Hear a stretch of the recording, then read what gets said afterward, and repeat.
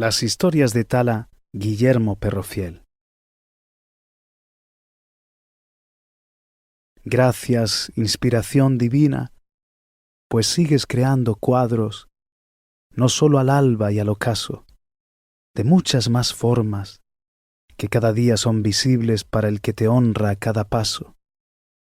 Me dejaste ver en Tala un mundo donde un joven huía y era transformado.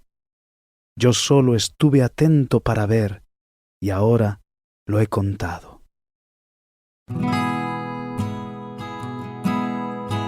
Primera parte: el pueblo y el viaje. Casas del Alba era el pueblo más al oeste de Valle Gentil. Capítulo 1: el Salón del Tranquete. Aquella noche era muy especial para Guillermo Cachín. Cumplía 22 años. Sí, justo el tiempo en el que Valle Gentil había dejado de oponerle resistencia al errante. Cachón, como lo llamaban sus amigos, nació en el mes de la rendición, de la vergüenza.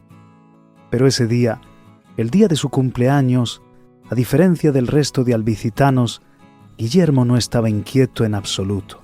Solo pensaba en divertirse. Por suerte o por desgracia, cumplía 22 años. «Dani, mueve tu estirpe de una vez. ¿No tenemos toda la noche?», gritó Guillermo Cachín a su amigo. «Sí, deja de darle tantas vueltas. Te tengo acorralado y lo sabes», dijo Tulio entre risas. «El gran campeón del tranquete va a ser vencido por un novato». Daniel Rondón, que jugaba contra Tulio Armiño, ya estaba cerca de los 40, solo que los años no vinieron acompañados de buen juicio o madurez, según decía Carolina, su esposa. Daniel era ganador indiscutible como tranquetista, pero un poco desastre en todo lo demás, en puntualidad, en memoria, en orden, en administración o laboriosidad. El campeón no podía creer lo que estaba viendo. Frente a él, un joven alto y espigado, moreno y vivaz, llamado Tulio, al que doblaba en edad, le estaba planteando demasiados quebraderos de cabeza. Estrujaba la cara entre sus manos y lamentaba su mala fortuna.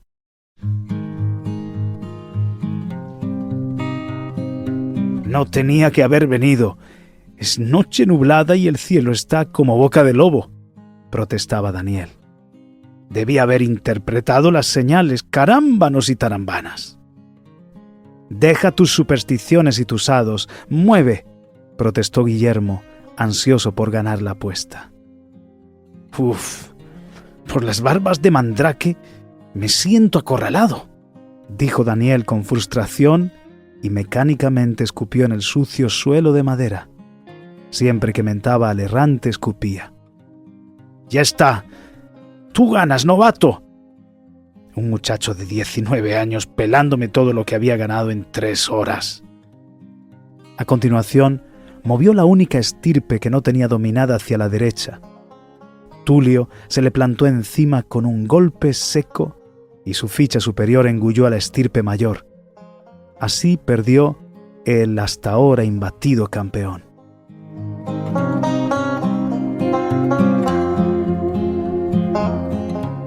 «¡Sí, lo sabía!», explotó Guillermo, mientras que los otros 4 apostadores se llevaban las manos a la cabeza, incrédulos de que fuesen a perder todo su envite por culpa de un joven de tan poca experiencia.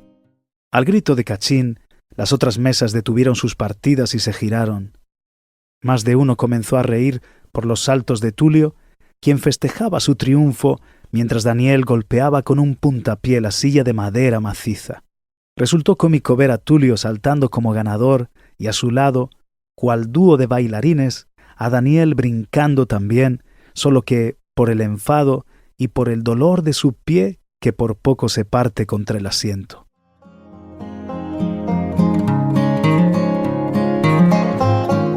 Y así, cojeando y desplumado, se marchó Daniel del salón del tranquete, felicitó a Guillermo por su cumpleaños y fue a refugiarse, como siempre hacía cuando algo le salía mal, en las faldas de Carolina. Una vez que se calmaron un poco los ánimos, y tras recoger sus respectivas ganancias, Tulio y Guillermo se apartaron a un rincón del salón. ¡Feliz cumpleaños, Guillermo!, jadeó Tulio, que aún vibraba por su victoria y amontonaba el botín al lado de la mesa. «¡Te ha ido bien jugándotela por mí!». «Ya era hora de ganar», reconoció Guillermo. «Llevo una racha malísima, como jugador y peor todavía apostando. En el salón del tranquete, todo lo que pueda tener algún valor es bienvenido para hacer las apuestas. Pollos, tomates, calzado, ropa, herramientas, libros, hasta cochinos. Los libros no tenían muy buena acogida allí, ni para leer y mucho menos para hacer un envite, y el único que los había intentado apostar era el más pequeño de los cachones, Guillermo Cachín. Guillermo será nuestro protagonista. ¿Has oído hablar alguna vez de Guillermo Perrofiel? ¿No? Pues antes de llamarse de esa forma tan simpática, todos lo conocían como Guillermo Cachín, o mejor dicho, con el mote de Cachón. Guillermo era un tranquilo, sencillo y conformista albicitano, de tez blanca y pecosa, barbilampiño, pelo cobrizo, algo rizado, y con una complexión que era distintiva de la familia Cachín. El que menos, al llegar adulto, pesaba 100 kilos, por eso se les conocía a todos como los Cachones.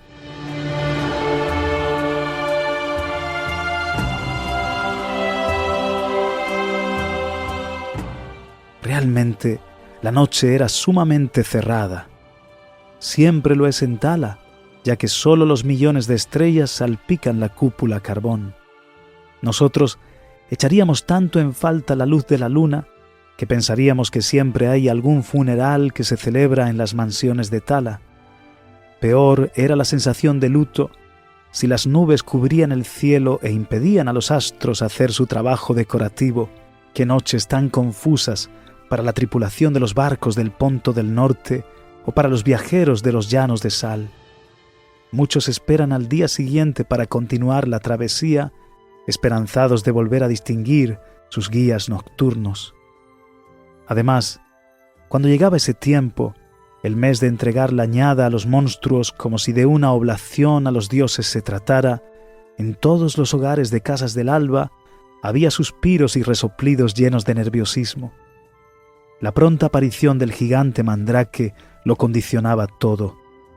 Los esposos discutían más fácilmente, los trabajadores no silbaban ni cantaban en su faena diaria, los buenos días eran menos efusivos y las buenas noches se daban con una cierta melancolía. El desánimo, al saberse un pueblo explotado y oprimido, se hacía notar en Casas del Alba. En todo lugar, menos en el salón del tranquete. Allí, como cada noche bebían guardibia y apostaban a la luz de las velas, con gritos de euforia por una partida ganada o increpaciones por el que se retrasaba demasiado en el siguiente movimiento. ¿Qué es eso del tranquete?, te estarás preguntando. El tranquete es un juego que enfrenta a dos oponentes parecido al ajedrez en nuestro mundo, solo que las fichas se denominan estirpes, tienen forma de cubículos invertidos y son de diferentes tamaños. El buen tranquetista, con sus estrategias y movimientos, debe acabar dominando las estirpes del rival, cayéndole encima o devorándolas si su jugada es correcta. Hay estirpes enanas, medias, mayores y superiores. El tablero es perfectamente cuadrado y se divide en dos mitades simétricas. Con agilidad mental y experiencia, el mejor jugador desbancará al oponente, mientras que 5 o 6 colegas observan y apuestan. En la noche del cumpleaños de Guillermo Cachín, el vencedor había sido Tulio Armiño, para sorpresa de todos y para beneficio del Cachón, y eso es lo que pensaban celebrar ambos amigos brindando con sus jarras de guardibia.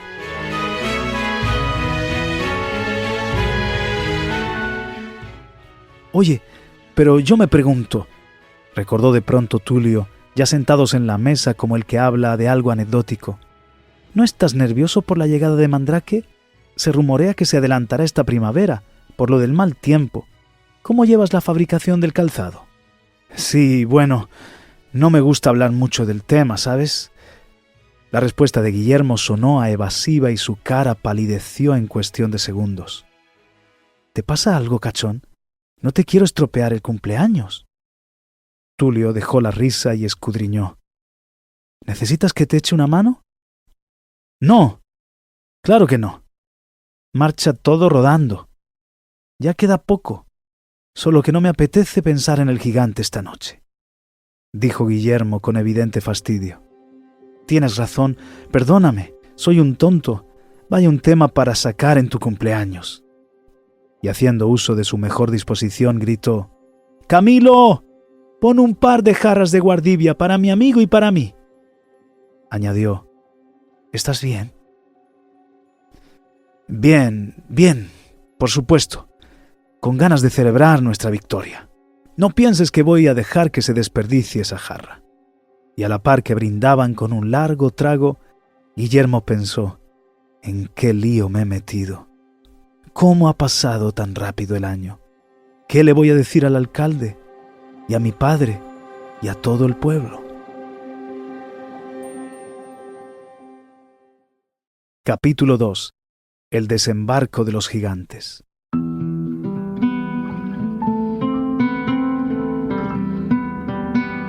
Habían transcurrido 43 largos y tristes años desde el desembarco. No obstante, todos lo recordaban cada mes, cada semana y cada día de su penar.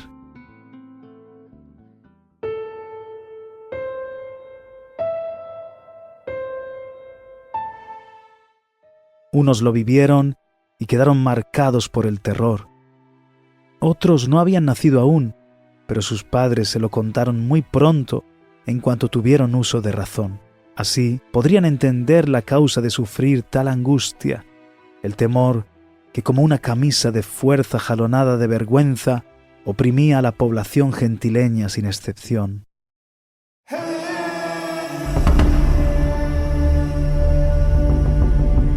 Matías, el vigía de la atalaya de Buenavista, había divisado una tétrica embarcación aproximándose por el vasto mar oriental.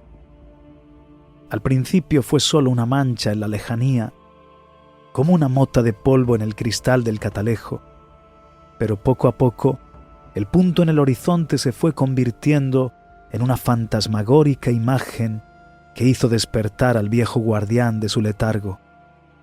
El vigilante tocó la campana de alarma y en Buenavista supieron lo que era una amenaza real por primera vez.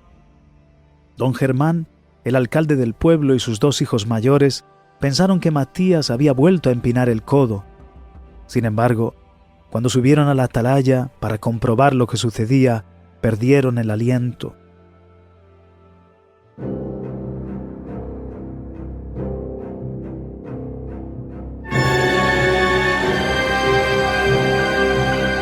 Ya se podía otear arribando a la costa un barco que parecía haber sobrevivido a tormentas en largos días de viaje y que transportaba 3 figuras siniestras.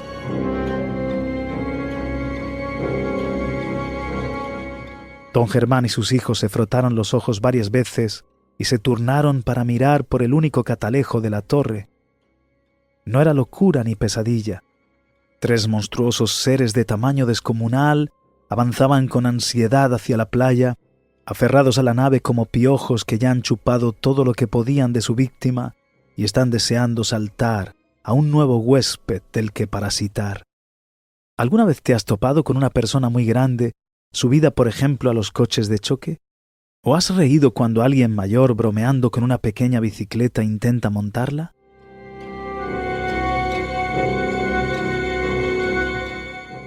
Pues esta visión, en el atardecer de aquel macabro día, no hizo reír a nadie, más bien cortaba la respiración.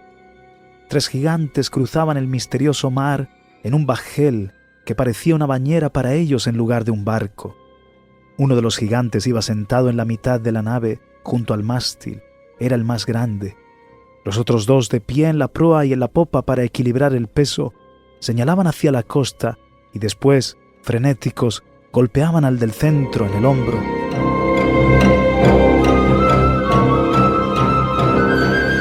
Evidentemente, Los titanes también habían distinguido la diminuta atalaya que apenas sobresalía en la montaña.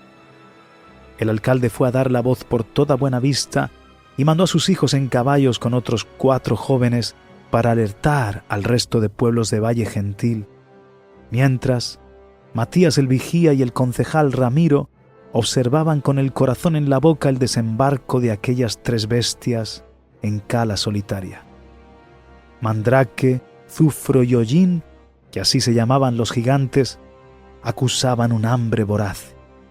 Habían llegado a la nueva tierra después de ser derrotados por las ciudades fieras del norte y pasar semanas a la deriva. En su huida, robaron un barco y solo pudieron comer de lo poco que quedaba en la bodega durante las primeras jornadas de navegación. Si los gigantes hubieran sabido nadar, en el último par de kilómetros hasta la orilla, se habrían lanzado al agua sin pensarlo, ya que la nave se movía lentamente y ellos estaban nerviosos, por no decir histéricos.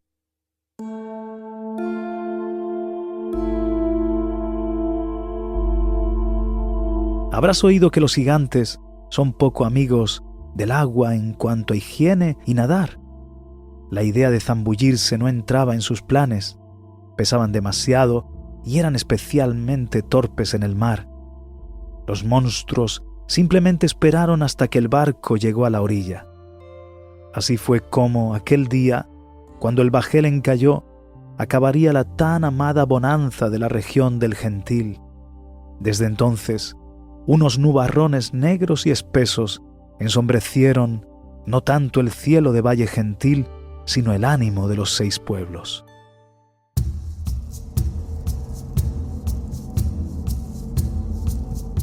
Te preguntarás el por qué la gente no se fue de nuevo al sur o a otra región de Tala. Claro que lo intentaron. Primero trataron de enfrentar a los gigantes y fueron derrotados en todas las ocasiones. Después decidieron emigrar, pero el cabecilla de los saqueadores, Mandrake, descubrió sus planes de huida y les amenazó con seguirlos y acabar con todos, no solo con ellos, sino también con aquellos que los recibieran. Prometo que os buscaré hasta encontraros, os perseguiré con brujas, basiliscos, hechiceros. Si no detenéis este éxodo, será el fin de vuestro pueblo.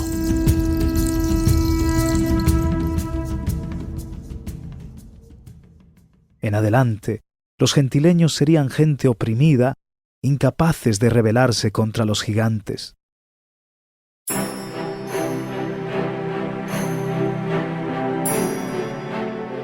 Desde el desembarco de los titanes hasta la rendición completa de Valle Gentil, transcurrieron 21 años. Y desde la rendición hasta el comienzo de la historia de Guillermo Perrociel, 22 más. El total suma 43 años a contar desde que don Germán y Matías, en la atalaya, descubrieron a los gigantes. Casi medio siglo. La mitad del tiempo, por lo tanto, ofreciendo resistencia y la otra mitad proveyendo al errante de todo lo que exigía, es decir, bajo expolio de los tiranos.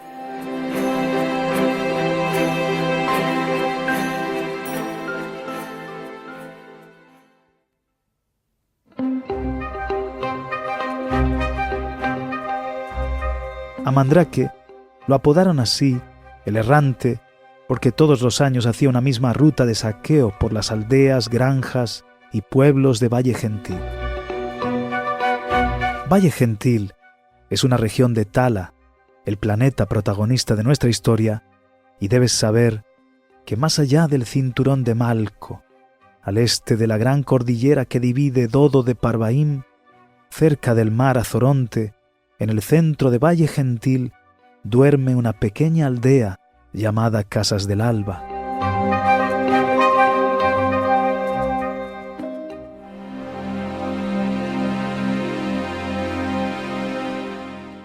Tala podría ser considerado un mundo extraño para un terrícola.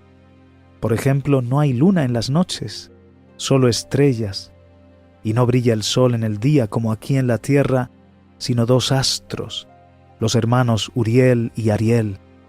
Por eso, la noche es más oscura y el día mucho más claro.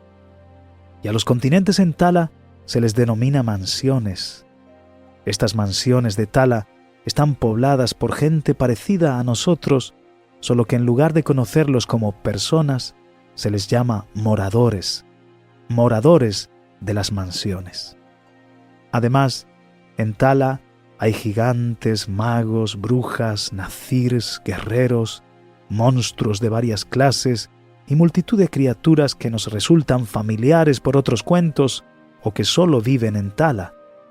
Poco a poco te los presentaré para que vayas entendiendo mejor este mundo y las historias que en él acaecieron. Son historias que hasta la fecha nadie se había animado a narrar y que nos transportan a otro planeta, en muchas cosas similar al nuestro, pero al fin y al cabo, otro planeta.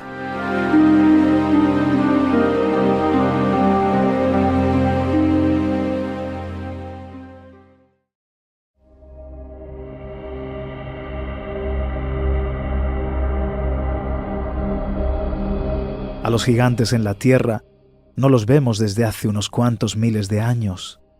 Sin embargo, existieron tribus enteras. En esta historia van a aparecer varios gigantes porque es un cuento que habla de aventuras que tuvieron lugar en tiempos remotos, cuando no se dudaba de que los animales pudieran hablar y a nadie se le ocurriría discutir sobre lo reales y necesarios que son los milagros. No obstante, nuestro personaje central no será un gigante, sino un perro, un gran perro. De hecho, uno de los más ilustres de todos los perros del universo de los cuentos. Su nombre, Fiel. Antes de llamarse así se le conocía en Valle Gentil como Guillermo Cachín. Y algo extraordinario le sucedió a aquel joven albicitano, pues pasó de ser un morador de las mansiones común a convertirse en un gran perro lobo.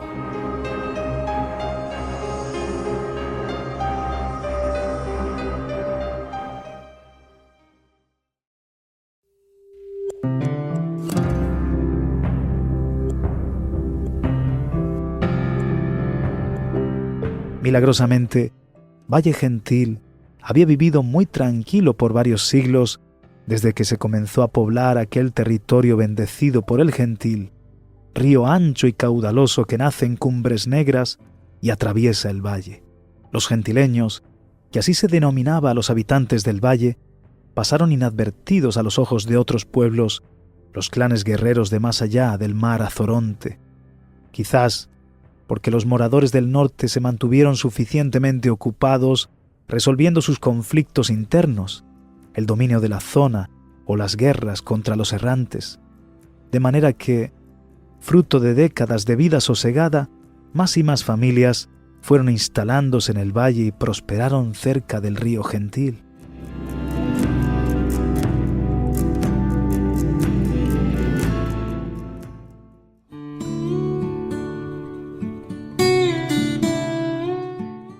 Los gentileños eran gente tranquila y de educación modesta. La formación de un gentileño se limitaba a matemáticas elementales, letras básicas, su historia reciente y los oficios con los que se ganarían la vida.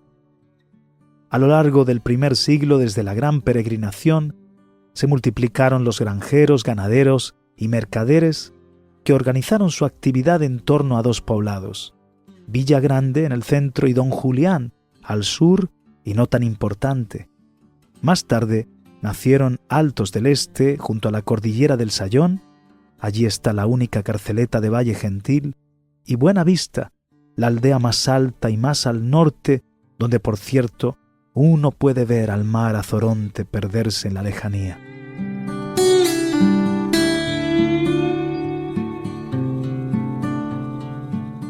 Por último, en el segundo siglo después de la gran peregrinación, se formó Casas del Alba, en el extremo oeste del valle, aprovechando la curva que describe el río Gentil en su descenso hacia Don Julián y los muchos arroyuelos que llora a su paso. Prados Verdes Es la sexta aldea de la región y la más pequeña en habitantes. Vio la luz por una desavenencia interna entre gentes de Casas del Alba. Lo típico. Discutieron durante meses, las posturas fueron irreconciliables y 3 familias se mudaron unos kilómetros más al sur para acabar fundando un nuevo asentamiento. Los albicitanos piensan que Prados Verdes ha mantenido el carácter agriado desde su nacimiento, a pesar del paso de los años. Ya te puedes imaginar lo que opinan los pradoverlengos sobre ese dicho. En la joven historia de Casas del Alba, esta triste división y la rivalidad con los de Prados Verdes había sido lo único negativo digno de destacar.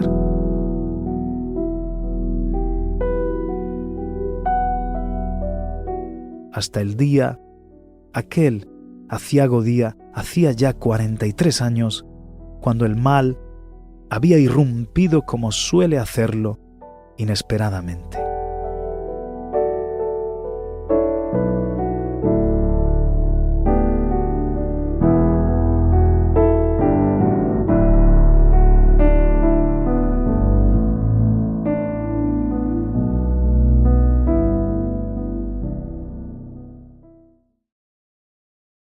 Capítulo 3. Isla Mandrake.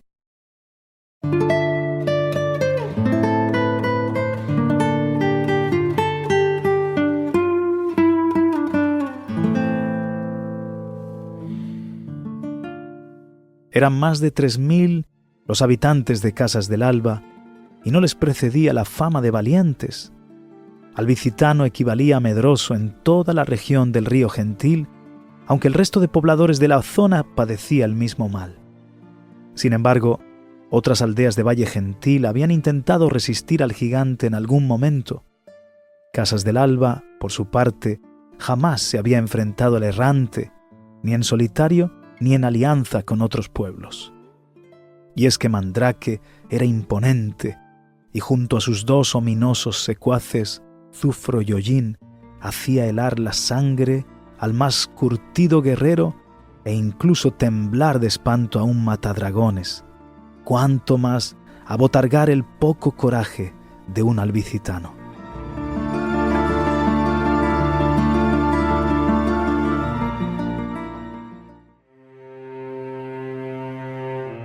El errante medía unos 4 metros. Su espalda curva sin llegar a ser chepa lo hacía parecer más despiadado. Cuando se enderezaba, les recordaba su superioridad, ya que parecía una montaña que caía encima de ellos. Peinaba pelo de cuervo, ojos profundos y llameantes como fuego en el interior de una cueva.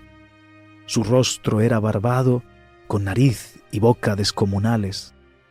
Mejor que no riera para evitar que asomara su dentadura desportillada y por eso puntiaguda. Un gigante, además, de extremidades desproporcionadas, como si le hubiesen restado 5 palmos a las piernas para añadirlos a sus brazos peludos y temibles.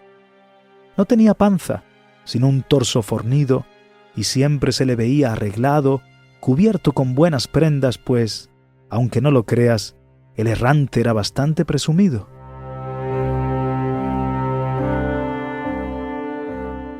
Presumido que no aseado. Su olor era similar al de una cuadra de caballos que ha acumulado suciedad un mes entero. Mejor que ni te lo imagines para evitar náuseas como las que contenían los gentileños cada año.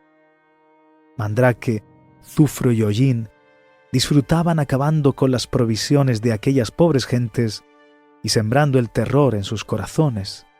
Los lugareños más osados, que intentaron oponérseles, murieron de un garrotazo o quedaron marcados para toda la vida. Una noche de primavera, lejos de Valle Gentil, en Isla Mandrake, el feudo de los gigantes, los 3 saqueadores devoraban lo cazado a la tétrica luz de un velón en el interior de su fétida caverna.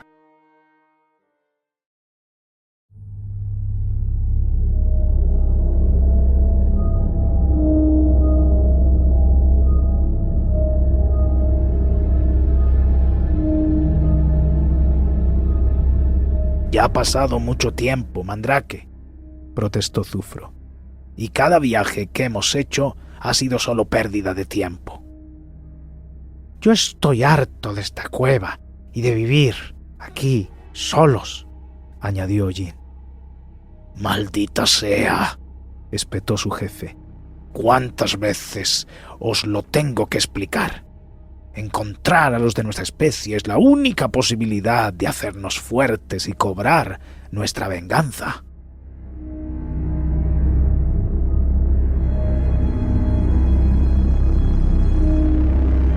¿Qué te hace pensar que quedan más gigantes en alguna parte?, respondió Zufro. Han pasado muchos años, cientos desde que Gotera nos reunió. Éramos unos niños y él ya había recorrido las tierras cálidas buscando a los de nuestra raza, sin más éxito que hallarnos a nosotros.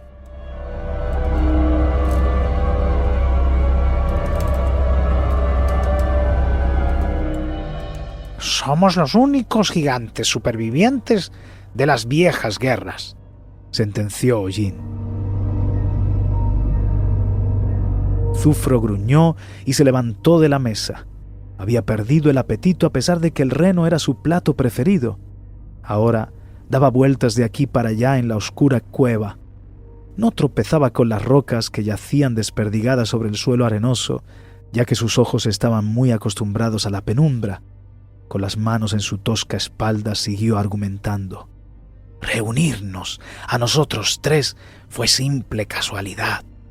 Yo de Aquitania, tú de Sicanot, y ya ni me acuerdo.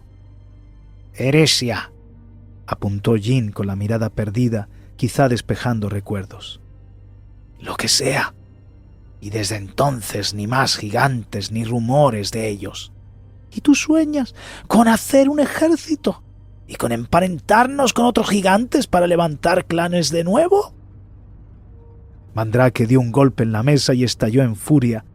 Zufro, con su pesimismo, estaba robándole las pocas esperanzas que le quedaban. Jamás lo reconocería, pero él mismo, el maquinador de ese plan de venganza, comenzaba a desesperarse. ¡Calla, rata de barco!, gritó el errante.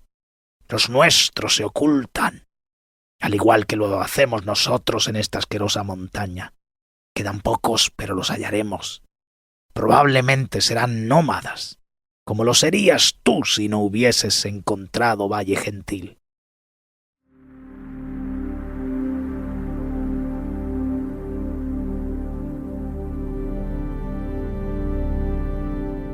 Ahora el errante también se levantó y salió para tomar aire a la entrada de la caverna.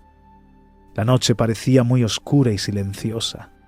El viento soplaba frío y rabioso procedente del lago de hielo. Aquella montaña y sus inmediaciones no albergaban vida, ya que la exuberante vegetación y la variedad de animales que hubo fue destruida cuando el lago Acitara se congeló por decreto de Shalish.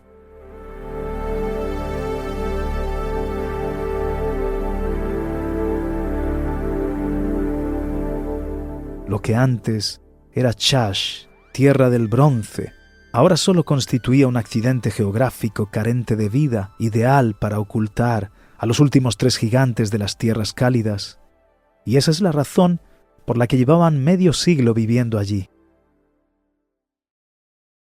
Mandrake, muy quieto en la boca de la gruta, miraba hacia el páramo de la muerte, pero no veía nada, solo una extensión de kilómetros y kilómetros de agua congelada. Tampoco veía claro su futuro.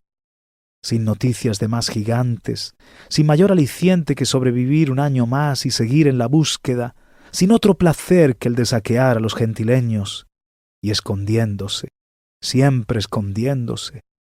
Los moradores de las mansiones de Tala, aunque débiles o asustadizos, eran más numerosos que ellos.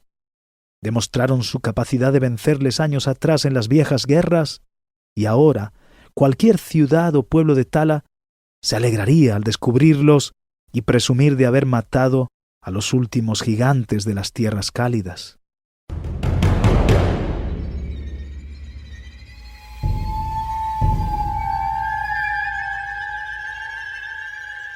No todos los moradores de Tala Eran tan tontos como aquellas gentes de Valle Gentil. Dar con ellos había sido como hallar una mina de oro, incomunicados del resto del mundo, ignorantes de su propia fuerza, presas del pánico cada vez que los amenazaban con brujas, dragones o hechiceros.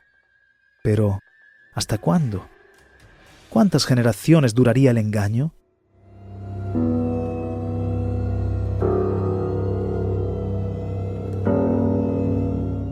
Absorto en estos pensamientos, no escuchaba el susurro de sus dos secuaces.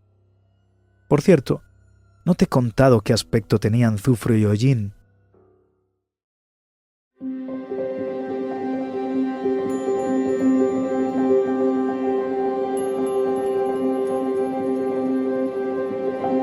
Eran muy diferentes entre sí y también con respecto a Mandrake. Hollín era el más bajo de los gigantes de su linaje, los Capiti de Eresia. Medía casi 3 metros, pero era duro como una roca y especialmente habilidoso para la guerra. No pienses en el típico gigante torpón. Hollín poseía la velocidad de movimientos tan renombrada de los Capiti. Gracias a ese don, su clan había llegado a ser líder de los colosos en Arnet y Carao, principales ciudades de la isla de Eresia. Su constitución robusta resistió bien el paso del tiempo, y a pesar de contar con más de 600 años, él era solo un poco menor que Mandrake, recorría grandes distancias sin ninguna dificultad. A Hollín le gustaba llevar la barba larga y melena recogida con coleta, excepto cuando tocaba saqueo. Entonces se hacía una hosca trenza. La gran nariz sobresalía en su rostro y contrastaba con los ojos, pequeños y malévolos.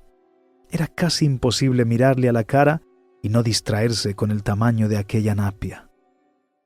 Zufro, por su parte, el más longevo de los tres y el más grueso, parecía de igual altura que Mandrake, solo que sin la horrible curvatura del errante.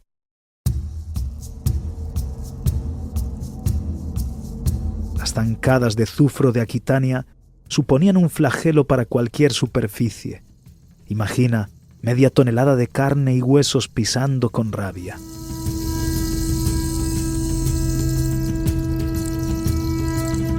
Y es que todo lo que Zufro hacía desprendía ira y frustración. Por eso, su frente se había ido llenando de arrugas tras 7 siglos de maldades, arrugas amargas y profundas. El de Aquitania era calvo desde su juventud. Siempre tenía el ceño fruncido y la mueca hacía más pronunciada su frente interminable.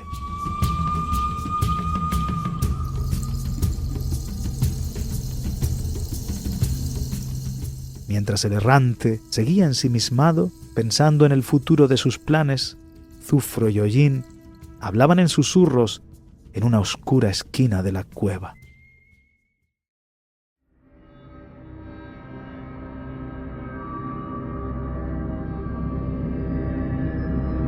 Podemos acabar con él, Hollín, escapar de su locura. Juntos somos más fuertes que Mandrake. Buscaríamos otro lugar donde vivir. Estoy cansado, murmuró Zufro con odio. Estás loco. Calla, inconsciente, dijo Hollín, y sus ojos se abrieron tanto que brillaron en las tinieblas. ¿Escapar a dónde? ¿Terminar así? Prefiero soñar con venganza, esconderme entre moradores, robando como cuatrero hasta ser descubierto. Pues, por lo menos, rompamos con este aislamiento, musitó Zufro. ¿Cómo? ¿Qué tramas? Shh, calla. Volvieron a sentarse ambos a la mesa. Ya regresa. Tú apóyame en lo que yo diga. Me vas a meter en problemas, Zufro. Ten cuidado, renegó el más pequeño de los gigantes.